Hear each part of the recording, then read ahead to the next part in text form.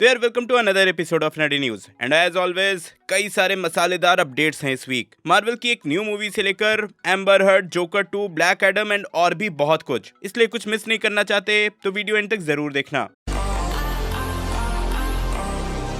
तो सबसे पहले स्टार्ट करते हैं doctor strange in the multiverse of madness से। मैंने बताया था कि इसको डिज्नी प्लस पे 22 जून को रिलीज कर दिया जाएगा और इसका ब्लू रे 26 जुलाई को रिलीज होगा। तो हाँ, उसी ब्लू रे का कवर फोटो रिलीज किया गया है। साथ ही ब्लू रे में कुछ डिलीटेड सीन्स और बिहाइंड द सीन्स भी होंगे। मैं सारे डिटेल्स आपको स्क्रीन पे दिखा दे रहा हूँ कि ब्लू रे में एक्स्ट्रा क्या मिलेगा। इसी के बाद इस मूवी से कुछ और कॉन्सेप्ट आर्ट पे रिलीज किए गए हैं अर्थ 838 के। वैसे इन कॉन्सेप्ट आर्ट को यूज नहीं किया गया था, लेकिन इससे ये जरूर रिवील हुआ कि जब अमेरिका चैवेज और डॉक्टर स्ट्रेंज अर्थ 838 में गए थे तो उनके साथ वहां वॉन्ग भी होने वाला था। फिर इसी के एक मर्चेंडाइज से इल्यूमिनाटी का ये एक प्रोमो आर्ट निकल कर आया है, जो कि यार मुझे सही में अच्छा लग रहा है। काश ये इंडिया में टी शर्ट पे अवेलेबल हो जाए। चलो अब आगे बढ़ते हैं ब्लैक एडम पे। तो लास्ट वीक ही ब्लैक एडम का ट्रेलर रिलीज हुआ और सही में इसको बहुत ही ज्यादा ऑसम रिस्पॉन्स मिला है। तो उसी ट्रेलर के साथ ये एक ऑफिशियल पोस्टर भी रिलीज किया गया और वार्नर ब्रदर्स ने ट्रेलर रिलीज को सेलिब्रेट करते हुए अपने ट्विटर का प्रोफाइल पिक्चर चेंज कर लिया। देन हाँ, इसी मूवी से कुछ कैरेक्टर पोस्टर्स भी रिलीज किए गए हैं, जो कि आप अभी स्क्रीन पे देख ही रहे हो।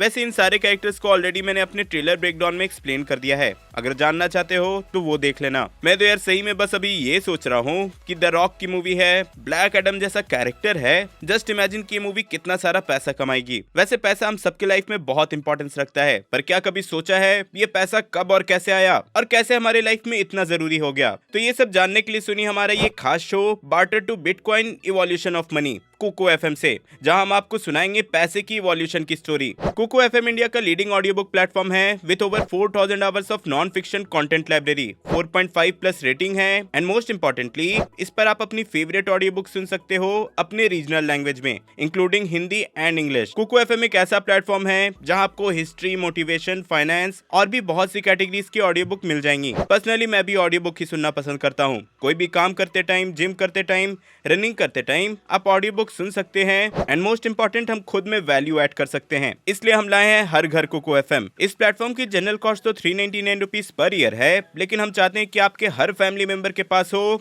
Unlimited access to knowledge. इसलिए हम ऑफर कर रहे हैं 50% डिस्काउंट ऑन ईयरली सब्सक्रिप्शन, यानी 399 से 199। Click on link in description and use coupon code घर50। Offer valid from 11 to 19 June only. Don't miss your chance, go and check out, link is in the description. चलो अब आगे आते हैं captain America के return पे। तो recently Chris Evans का एक इंटरव्यू हो रहा था। वो बज लाइटईयर के प्रमोशन के लिए एक इंटरव्यू दे रहे थे। आपको पता ही होगा कि टॉय स्टोरी की एक एनिमेटेड स्पिन ऑफ मूवी बज लाइटईयर आने वाली है, जिसमें क्रिस एवंस इस कैरेक्टर को अपनी आवाज दे रहे हैं। तो हाँ, इसी का इंटरव्यू था। तो ऑब्वियस है कि जब भी वो किसी इंटरव्यू में जाते हैं उनसे एमसीयू से रिलेटेड क्वेश्चन पूछा ही जाता है, जिसपे सबसे पहले उन्होंने अपने वेट पे बात की। क्रिस ने रिवील किया कि उन्होंने लगभग 15 पाउंड वेट लूज किया है, लगभग 7 किलो। उन्होंने बोला कि कैप्टन अमेरिका के कैरेक्टर के लिए उन्हें वेट मेंटेन करना होता था, लेकिन अब सिंस वो इस कैरेक्टर को प्ले नहीं कर रहे हैं तो वो उतना जिम नहीं करते हैं, जिससे कि उन्होंने अपना वेट लूज किया है। यहीं पे उनसे पूछा गया कि क्या कभी ऐसा होगा कि कैप्टन अमेरिका एमसीयू में रिटर्न करेगा,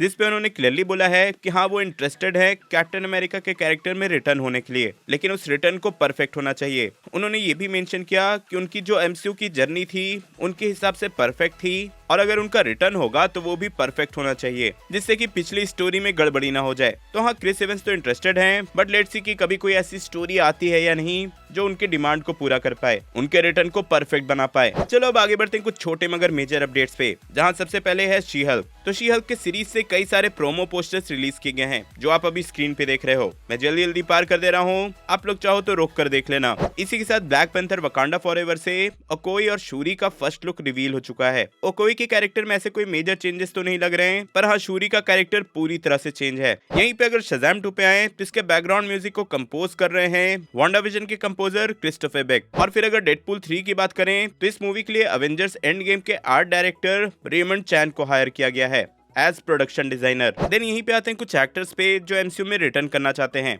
जहां सबसे पहले है ल्यूक केज के एक्टर माइक कॉल्टर, उन्होंने बोला कि उन्हें लगता है कि एमसीयू में रिटर्न की अब पॉसिबिलिटी है, सिंस नेटफ्लिक्स के सारे शोज अब डिज्नी प्लस पे आ चुके हैं। लेकिन हाँ, उनको नहीं पता कि कैसे, पर हाँ वो रिटर्न होना चाहते हैं। उन्हीं के साथ एक्ट्रेस एड्रियाना पलीकी, जिन्होंने एजेंट्स ऑफ शील्ड में मॉकिंगबर्ड का कैरेक्टर प्ले किया था, वो भी एमसीयू में अपने कैरेक्टर को लेकर रिटर्न होना चाहती हैं। एंड ऑब्वियसली इसके बाद हेली एटवेल ने भी कुछ ऐसा ही स्टेटमेंट दिया है। मल्टीवर्स ऑफ मैडनेस में उनके कैमियो के बाद वो भी एस पेगी कार्टर या फिर कैप्टन कार्टर के रोल में रिटर्न होना चाहती हैं। तो लेट्स सी इनमें से कोई भी एक्टर्स हमें कब देखने को मिलता है। फिर हाँ, स्पाइडरमैन नो वे होम को फिर से रिलीज किया जा रहा है, मतलब इसके एक्सटेंडेड कट को फिर से रिलीज किया जा रहा है, जिसमें रूमर्स के अकॉर्डिंग 4 डिलीटेड सीन्स ऐड किए जाएंगे। ये मूवी फिर से अगस्त 9 को रिलीज होगी। और ज्यादा खुश मत हो, इंडिया में नहीं बल्कि यूएसए और कनाडा के कुछ थिएटर्स में। अब स्पाइडरमैन की बात हुई है तो यहीं पे आते हैं सोनी के सिल्क के कैरेक्टर पे। तो इसकी एक स्पिन ऑफ सीरीज बन रही है, हम सब जानते हैं, और इसी पे इसके प्रोड्यूसर फिल लॉर्ड ने बोला है कि ये सीरीज बहुत ही अच्छी बन रही है और इसको लेकर जल्द ही कोई मेजर अपडेट्स वो लोग रिवील करने वाले हैं। फिर यहीं पे मार्वल के एक गेम मिडनाइट सन्स का ऑफिशियल सिनेमैटिक ट्रेलर रिलीज किया गया है, जो कि देखने में तो काफी कूल है। आप लोग चाहो तो जरूर देखना। अब इतने सारे रिलीज की बात हो ही रही है तो द फ्लैश मूवी के प्रोड्यूसर बारबरा मुशीटी ने कमेंट किया है कि इसका नेक्स्ट ट्रेलर जल्द ही आने वाला है। डीसी फैंडम में इसका फर्स्ट टीजर ट्रेलर रिलीज किया गया था, जिसका मैंने ब्रेक डाउन भी किया था और वो ट्रेलर सबको पसंद भी आया था। बस ट्रेलर रिलीज से पहले एजरा मिलर फिर से कोई कांड ना कर दें। फिर हाँ, ब्लेड की मूवी से भी एक छोटा सा अपडेट है कि इसकी फिल्मिंग मतलब इसकी शूटिंग इसी साल जुलाई में स्टार्ट हो जाएगी। देन हार्ली क्विन की जो एनिमेटेड सीरीज है उसका सीजन 3 HBO मैक्स में इसी साल जुलाई से अगस्त के बीच में रिलीज किया जाएगा। एग्जैक्ट डेट अभी तक रिवील नहीं हुआ है। एंड इसके बाद द बॉयज का सीजन 3 अभी चल रहा है, आप लोग देख ही रहे होंगे। 4 एपिसोड ऑलरेडी आ चुके हैं और इसके 4 एपिसोड के रिलीज होने के बाद ही ये ऑफिशियली कंफर्म कर दिया गया कि द बॉयज का सीजन 4 भी आने वाला है। मतलब सीजन 3 में ऑब्वियसली स्टोरी कंप्लीट नहीं होगी। सही में यार, शो बनाओ तो बॉयज के जैसा बनाओ। तो यार ये थे छोटे मगर मेजर अपडेट्स। अब आते हैं मिस मार्वल पे। तो सबसे पहले तो मिस मार्वल का ये ऑफिशियली लाइसेंस्ड पोस्टर रिलीज किया गया और इसी के साथ एपिसोड 1 के बाद इसकी रेटिंग भी सामने आ गई है। रॉटेन टोमेटोज की बात करें तो 97% क्रिटिक्स और 85% ऑडियंस ने इसको पसंद किया है, लेकिन वहीं इसकी IMDb रेटिंग बहुत कम हो गई है। 10 में से इसे बस 6.2 स्टार्स मिले हैं। अगर आपको पता नहीं तो बता दूं कि इसके फर्स्ट एपिसोड के बाद ही IMDb पे इसका रिव्यू बॉम्बिंग हुआ था। मतलब कई सारे लोगों ने एक साथ मिलकर इसको 1 स्टार दिए थे, जिससे इसकी रेटिंग IMDb पे बहुत नीचे गिर गई है। फिर मिस मार्वल की राइटर ने भी कुछ रिवील किया इस शो को लेकर। उन्होंने बोला कि वो लोग चाहते थे कि एंड गेम के फाइनल बैटल को किसी तरह इस शो में दिखाया जाए, मे बी यूट्यूब के वीडियो के फॉर्म में या फिर may be live streaming type, जिसपे उन्होंने बोला कि ये उनका आइडिया तो था लेकिन केविन फाइगी ने ये करने से मना कर दिया। अगर यार वो मान जाते हैं तो एंड गेम के फाइनल बैटल का ईस्टर एग हमें इस शो में देखने को मिलता। देन मिस मार्वल के लीड एक्ट्रेस इमान वेलानी को तो आप लोग जानते ही होंगे कि भाई वो रियल लाइफ में भी हम लोगों की तरह MCU की फैन है। लास्ट वीक उन्होंने मल्टीवर्स ऑफ मैडनेस पे मतलब अर्थ 616, अर्थ 199999 इस सब पे कमेंट किया था।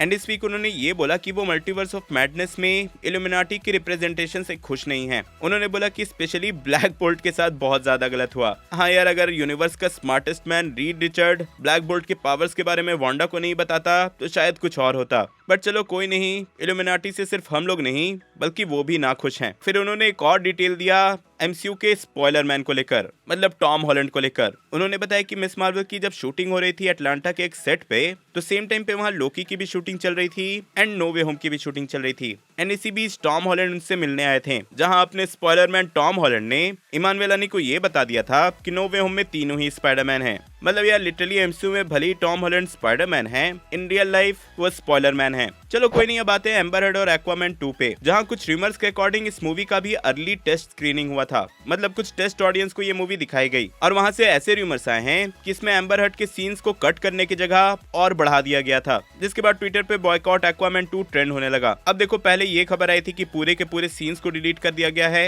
एंड अब टेस्ट स्क्रीनिंग से ये खबर आ रही है कि उनके सीन को और बढ़ा दिया गया है। तो सही में पता नहीं क्या हुआ, बट सिंस ये टेस्ट स्क्रीनिंग था, मतलब ये स्क्रीनिंग होती ही है ऑडियंस का रिएक्शन जानने के लिए, तो शायद वार्नर ब्रदर्स वाले बस चेक कर रहे हो कि अगर एम्बर हर्ड मूवी में होंगी तो कैसा रिएक्शन रहेगा। तो लेट्स सी क्या होता है, फैंस की डिमांड वार्नर ब्रदर्स सुनते हैं या नहीं। नेक्स्ट आते हैं थंडरबोल्ट्स की मूवी पे। तो आप लोगों को मैंने कई मंथ्स पहले बताया था कि MCU में थंडरबोल्ट्स की मूवी बनने वाली है, तो इसी को लेकर अब ऑफिशियल कंफर्मेशन आई है। सबसे पहले तो ब्लैक विडो के राइटर एरिक पियर्सन इस मूवी में इन्वॉल्व होने वाले हैं, इसी के साथ इसके डायरेक्टर जेक शेरियर होने वाले हैं। फिर डेडलाइन.com ने थंडरबोल्ट्स के पोटेंशियल टीम मेंबर्स को भी रिवील किया है, जो कि है Bucky Barnes, Yelena Belova, US agent, abomination, ghost और टास्क मास्टर। एंड ऑब्वियसली जैसा अभी तक लग रहा था कि इस टीम अप की रीजन होगी ये कैरेक्टर वैलेंटीना एलेग्रा दे फॉन्टेन। चलो अब आगे बढ़ते हैं डिज्नी प्लस की सीरीज आई एम ग्रूट पे। तो इसका ये एक ऑफिशियल पोस्टर रिलीज किया गया है और इसी के साथ ये भी अनाउंस कर दिया गया कि डिज्नी प्लस की ये सीरीज अगस्त 10 को रिलीज की जाएगी।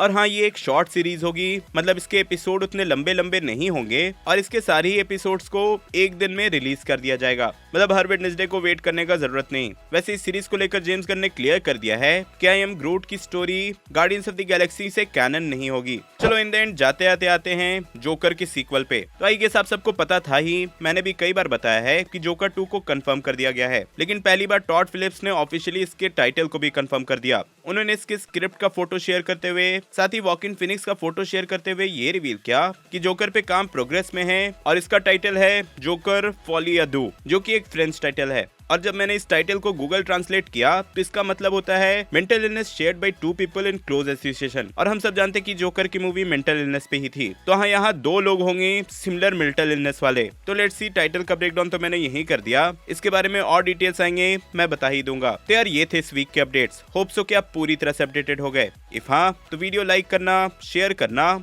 एंड एज ऑलवेज मैं ऐसी अपडेट्स आप लोगों के लिए लाता रहता हूं, तो वो सब मिस नहीं करना चाहते तो अभी सब्सक्राइब करके बेल आइकन प्रेस कर देना। मिस मार्वल के फर्स्ट एपिसोड का रिव्यू देखने के लिए ऊपर वाली वीडियो देखें और ब्लैक एडम का ट्रेलर ब्रेकडाउन देखने के लिए नीचे वाली। मैं जल्दी और नई वीडियो लेकर आऊंगा। टिल देन बी देसी बी नर्ड।